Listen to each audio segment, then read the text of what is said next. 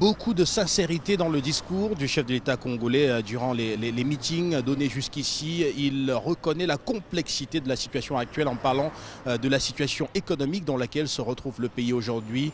Il y a eu une crise du baril de pétrole qui est arrivée, et puis il y a eu la crise du coronavirus qui est venue encore une fois de plus enfoncer les choses.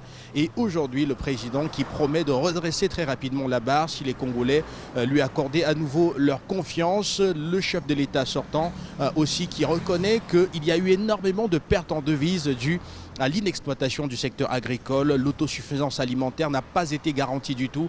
Le Congo a dépensé jusqu'à 700 milliards de francs CFA chaque année pour importer des denrées alimentaires. Il promet de mettre fin à cela, notamment à travers des investissements massifs dans le secteur de l'agriculture pour permettre justement cette autosuffisance et ce qui devrait aussi permettre de rééquilibrer les comptes publics et des Congolais qui l'écoutent tout en liesse parce qu'ils reconnaissent au-delà de tout un important développement des infrastructures à travers leur pays, construction d'écoles, construction d'adduction d'eau, construction de routes, le développement de ce fameux corridor du port de Pointe-Noire jusqu'à N'Djamena avec tous les travaux tout au long, notamment le port d'Oyo qui a été inauguré. Bref, ils reconnaissent qu'il y a eu un important, de grands investissements dans le secteur des infrastructures.